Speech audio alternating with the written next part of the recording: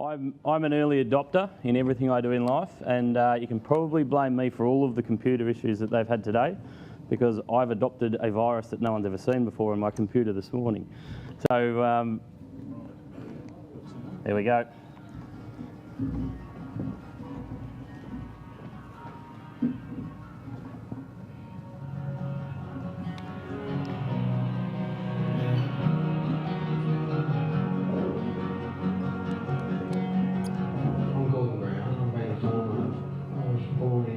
I've been in it all my life. When I was younger, a crowbar and a shovel, a brace and a bit, drill, no electricity, no cordless drills. The tools we now have to work with are fantastic. If you start talking about the ID tagging systems to keep control of your livestock, it's huge improvement. There's a lot of livestock that go across the borders, swapping state to state, that needs to be controlled. As a manager, you've got to make decisions for the well-being of property and livestock. You can make decisions with informed data. It begins obviously by purchasing the tags. We manually insert a tag in their ear. We've got this set of scales. It's three-way drafter. Every animal, as soon as it's weaned off its mother, it's run through there to record the weight. We've got a spreadsheet with the top producing animals and the lower producing, so that decides whether we exit them or what sidelines, what genetics we use. There's many tools in our toolbox that we can use if we have the information in front of us to make that decision. I think there's huge improvements to the lamb industry, and this is all possible by using EID tags. It's made it easier, less guessing, more positive results, better for the industry, more profits, win-win situation. It's a no-brainer to me. I'm in boots and all. Farming's a tough gig. There's a lot of manual work, a lot of dust, a lot of heat, a lot of cold. We've got to use tools to improve the results. If we've got something that will assist us, we've got to move forward and jump on board with that. So a quick thank you to TrueTest. I'm not here to promote TrueTest. TrueTest just happened to make a video about one of my clients, Gordon Brown. And I use him as an example because he is someone who is the perfect mix of old school stockman and willing to adopt new things. And what I want people to be thinking about is, so all that stuff that we've just had Hamish talk about, why do people do things or not do things? Why do you not do things? The most fascinating thing out of what Hamish just put up there is those people who haven't quite figured out why they haven't done it yet. So I'm going to spend some time talking to you about that today. I don't care how good you are. Whatever you do well today, we can do better tomorrow. So that should be how you go through life. It doesn't matter how good you are. The minute you start thinking, I've got things nailed, retire. Because we don't need you anymore. So I want to think about the thing that Gordon is very good at. We talk a lot about this control and influence, the circles of control and influence. So there are a whole lot of things in life that you deal with and that you think about and you worry about, and they sit outside in this circle of concern. It's things like weather. You actually can't do a bloody thing about it, but we spend a lot of time thinking about it. It uses a lot of your energy, thinking about things you don't have any control of. What we want to do is spend more time in those things that we can influence, and in particular those things we can control. So we have, in any operation, any farming operation, we have a huge number of factors that are at play. Our aim is to always drag as many of those back to as close to the centre of those circles as we possibly can. And it brings me to this idea around motivation. Why do people do the things that they do? And why don't people do things? Which is probably the more important thing. We always hear things, and I'm going to pick on Hamish again because he used the words about 400 times in that last presentation, value proposition. We need to put value propositions in front of people. I'm here to tell you that profit isn't a good motivator. If it was, we wouldn't be standing around talking about why aren't people adopting things. Over the last 100 years, we've put things in front of people and said, if you do this, you'll make this much more money. Look at applying superphosphate. Why do I still talk to people today about the benefits of applying superphosphate? It's been proven over 100 years. We know, we put this on, you'll grow this much more grass, you'll end up carrying more stock, you'll make more money. We have clients who do the equivalent of drive a BMW, brand new BMW, off a cliff every year in school fees. If they can do that and still be comfortable, where's the incentive to chase more profit? So we've got to start thinking about what actually motivates people. What is going to make them change? I'll pick on Ferg now. He's sitting there with his legs crossed. When will he uncross his legs? The minute he becomes uncomfortable with something. So if people are comfortable, they will not change. So I want to talk to you about the science of motivation and what drives you in terms of motivation. So one of the things that we do, we come to something like this and it's great, we sit around, we drink a lot of beer last night, all those sorts of things. We didn't just come here for a good time though, you've come here to achieve something. You've come here to learn, you've come here to gather information and you got to go away and actually do something with it. So we can come to an event, we put together a list, to-do list of things. This is just one I've used before. At an event, they were the sort of topics that were being covered. We write ourselves a to-do list. Every time you cross an item off your to-do list, you get a hit of dopamine. So dopamine is the love drug. It's the thing that makes you feel good about things. So if we cross something off, we get a hit of dopamine. Dopamine is a really strong, powerful, it's what drives most addictions. So addictions to gambling, addictions to drugs, addictions to alcohol, all those things, dopamine is the culprit. It's also what gets us addicted to achieving things. And that's what I want to talk to you about. It's the sole reason why when you have a to-do list like this one, you will go and write something on at the bottom that you just did and then cross it off. Because you still get a hit of dopamine when you do that. I know you all do it, I do it. Now I know that that's what happens, I do it all the time. It's great. So, it's also the same reason that we have things like social media that are so successful. If I watch around the room and I'm as guilty as anyone, you watch people look at their phone. They get a text message, they get an email, someone likes something on Twitter, someone follows them on Twitter, someone puts something on Facebook. Every time that happens, you get a hit of dopamine. That's why kids are addicted to phones. That's why people are addicted to phones. That's why people are addicted to this new age of everyone wanting everything now. So you can follow me on Twitter at AchieveAg. So that's what happens though. We put something on Twitter and then we wait for it. We wait for someone to retweet it. We wait for someone to like it, and it gives us these hits of dopamine. It's what helps drive it. So we've just got to learn how to harness it and actually use it to our advantage. We run into some problems though. If we get a to-do list like that, we look at this one and I say to you, improve lamb survival. It's too daunting. If that's what you've got written on your to-do list, it's all encompassing. What the hell are you actually going to do to achieve it? And it pushes us into this zone of procrastination. Now, procrastination is something that some of us are very, very good at. When I went to uni, I had this idea that if I had an assignment due, I could plan out how much work needed to be done, it was going to be nice, it was going to be progressive, and then I would do that. And I would find something to fill in the gap, and it would be something like guitar or staring out the window, anything you can possibly think of. It is the sole reason why crap like this exists on YouTube.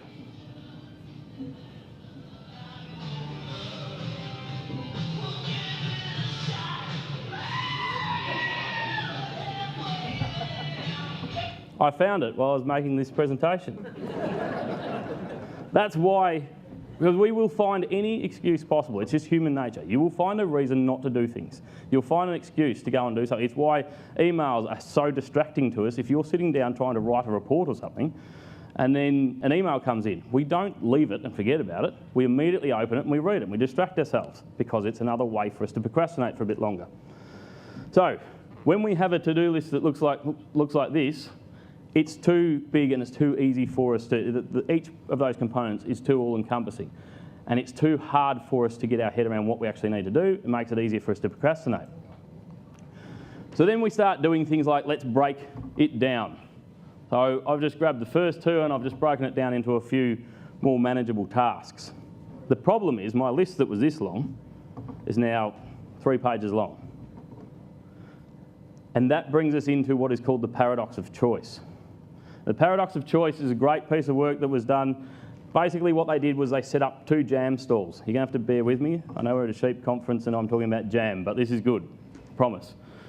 Set up 2 jam stalls in a park. One of them had 24 varieties of jam, the other one had 6. For everyone walking past, 60% of people stopped to look where there was 24 different varieties of jam. Where there was only 6 varieties, only 40% of people stopped to look at it.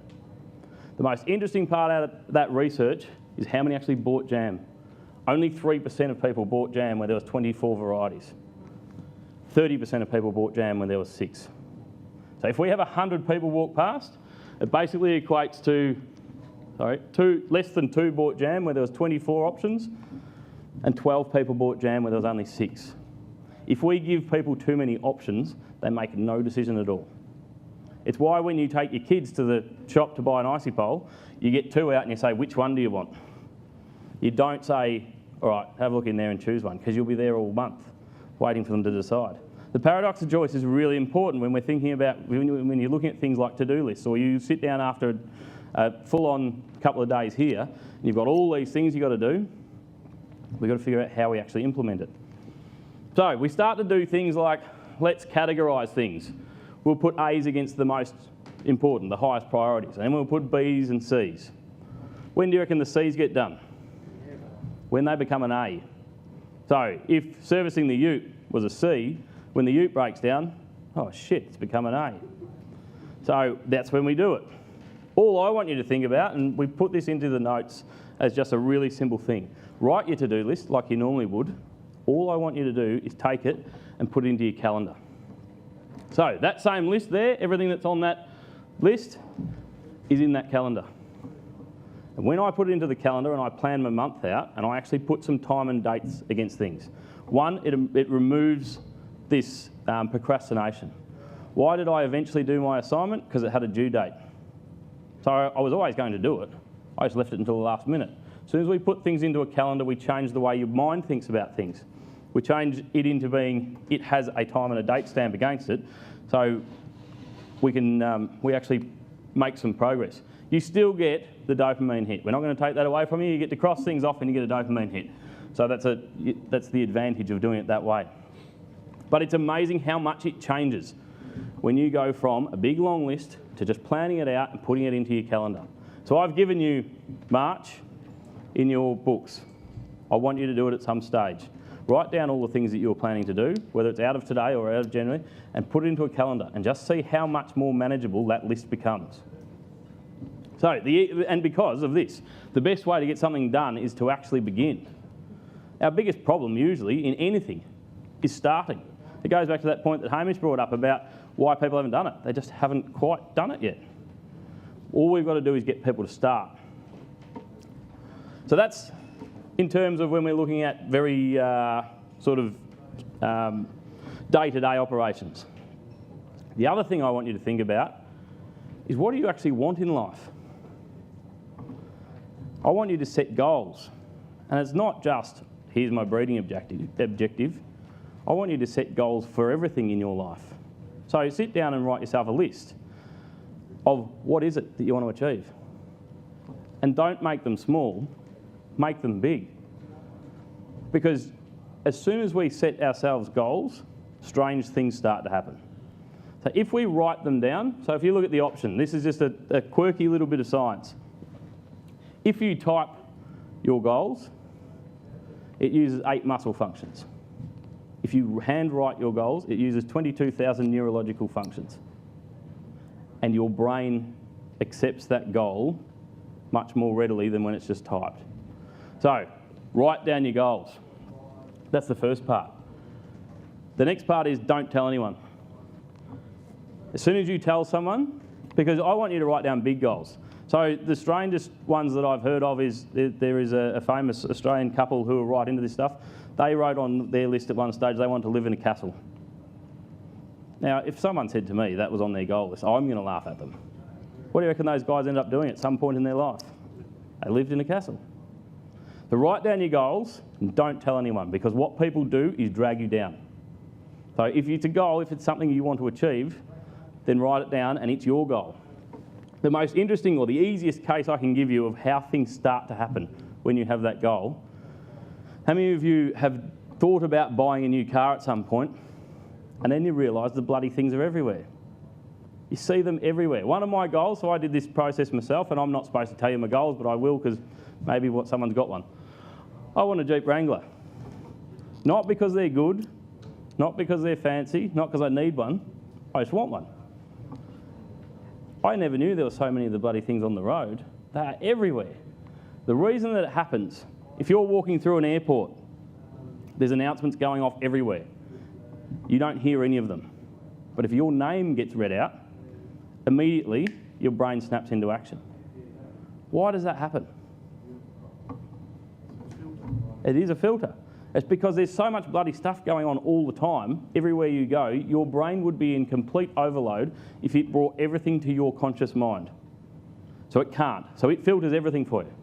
Everything that your brain, that you consciously think about, has already been filtered before it gets to you. So what it means is when we start to set ourselves goals and things that we want to achieve, it actually brings it into our conscious mind and things start to get filtered in that direction. So it's like when you're driving down the road and I start seeing Jeep Wranglers everywhere. I've seen heaps of them for sale. I've never seen a Jeep Wrangler for sale anywhere up until now, until I decided I want one. Can't afford to buy one, but I keep seeing them. It's like when someone says, I really want to travel to China. And then all of a sudden, you start seeing specials. There's cheap flights to China. Things start to fall into place. People say to me, oh, it must have been fate. It's not fate. It's your brain. I don't believe in fate. I believe in the fact that you set yourself a goal and your brain works in a way that allows you to go and move towards those goals.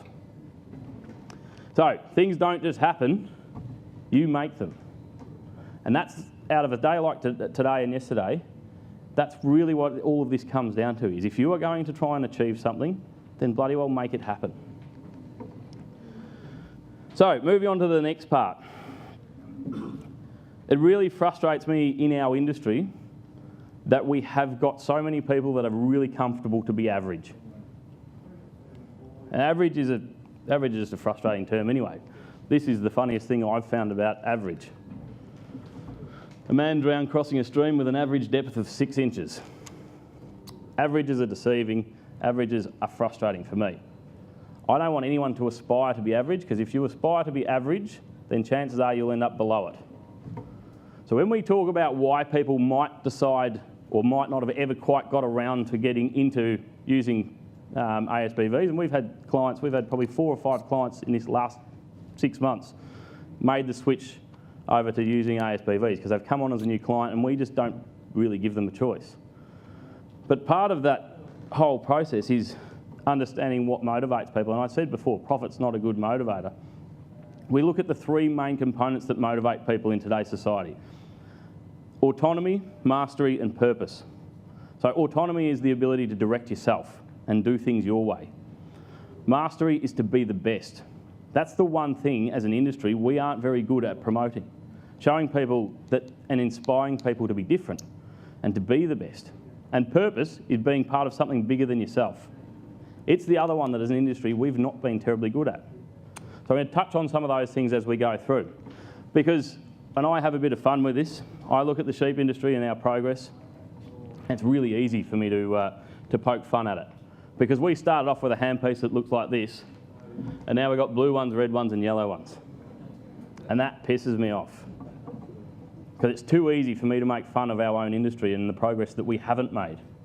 I was flicking through, because we've recently moved house, and I found one of my old books, and in it has this thing. A somewhat revolutionary change in the method of shearing sheep occurred with the invention of the shearing table. That's what the young folk these days say, I think. That was 55 years ago. That book was published in 1962, and we were talking about a shearing table back then, and yet nothing's changed. It didn't go on to be, oh yeah, it's a bit too slow, we need to find another way and we need to progress it and do all these things. Now, I know it's a bloody hard problem to solve, the shearing problem, but I tell you what we're up against is other industries that are flogging us in terms of technology and exciting things. This is from the cropping industry. This is the new spraying technology. They've set weeds out so that it will play Beat It by Michael Jackson, because it only sprays where there's green matter.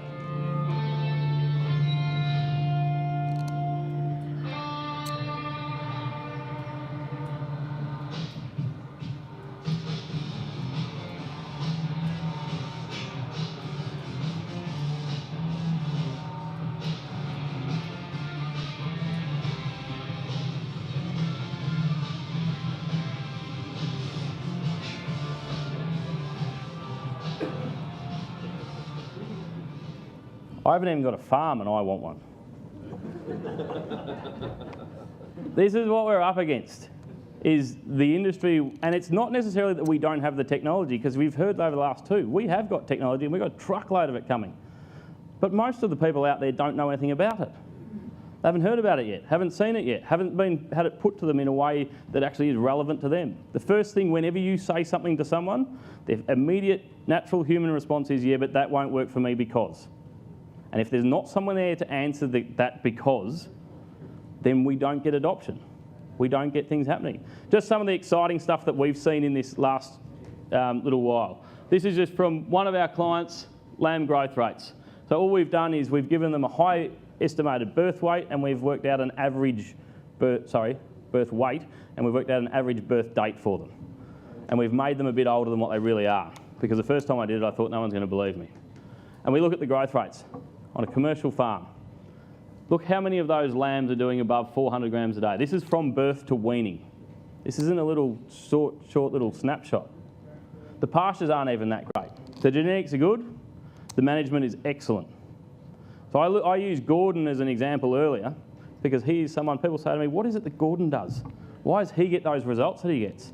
This year Gordon had some lambs that averaged 490 grams a day from birth to weaning, singles, in commercial conditions. That's what's bloody exciting. So I grabbed some more just to show that that's not just an anomaly that we're seeing. Those ones averaged 385, and they were maternal rams. So we've got a whole other layer of terminal genetics still to go over the top of that. These are some others. These are red tag twins this year just gone. Again, we've got quite a few sheep above 400 grams a day. The one that excited me the most is this.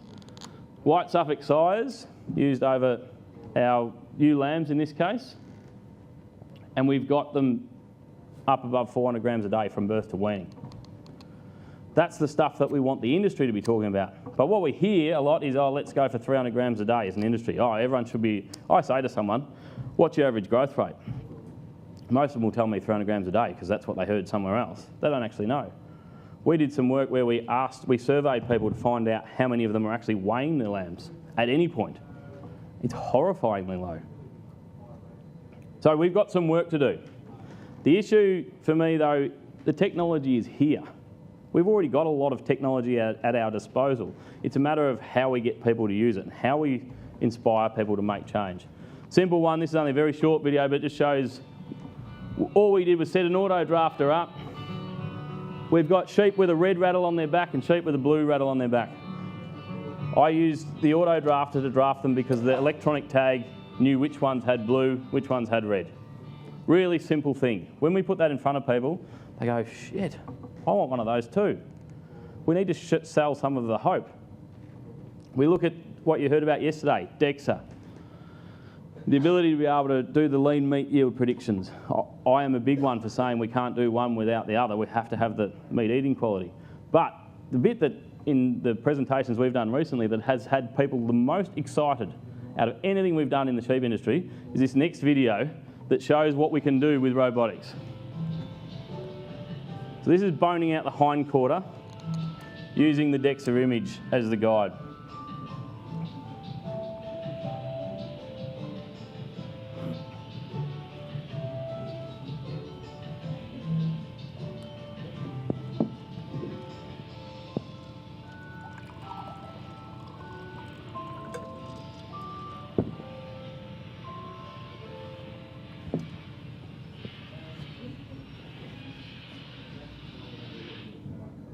And out of everything we've done, all the presentations we've done on electronic ID or nutrition or anything, that video is the one that gets sheep producers the most excited. How much money is a commercial sheep producer going to make out of us having that robot in the system? How much more profit are they going to make by us having that? Not a dime. But it gets them excited. It gets them excited because there's technology in our industry. There's something happening. There's something for them to be interested in. They don't care that it's someone else that'll make money out of putting that into the system. What they care about is seeing that there's progress happening. So my challenge to you, we're at a leading breeder forum. You might be leading breeders, but are you leaders? That's the question that I want you to think about yourself. Because in my mind, real leaders don't need titles. And what frustrates me the most is we hear a lot about they. They should do this. They should do that. They are making us do this. I don't know who they are, but they sound like a pack of bastards. We've got to stop blaming everyone else. And we've got to step up to the plate. As far as I'm concerned, they can get stuffed. Stop talking about they, stop talking about everyone else, and start cleaning up your own backyard. Start doing your bit to push yourself to the next level, bring your clients with you, drive the industry forwards. Change doesn't happen because we ask for it. You have to inspire change. If we ask someone to change, they won't change. If we say to someone, could you please change? They won't. If you demand someone to change, they won't. If you inspire someone to change, then you've got a chance. So this is just, well, I'm a bit like Ferg, I like pretty pictures, so I thought I'd run some through for you. We've got some real challenges ahead of us. At some point, we're going to have another hit from a welfare end. That's bound to happen. We've got to have ourselves prepared and ready to go. All of this, for me, is where we're heading. If we wait for the slowest people in our industry, we will never get anywhere. So we look at, there's a lot of, Victoria's copped a fair bit of flack about EID coming in. If we wait for the last state to agree to it so that we can have a national approach, I can guarantee you we will never have EID. Someone has to always go first. So we've got to think about these things. The thing that I want you to think about, it's our industry. All of us.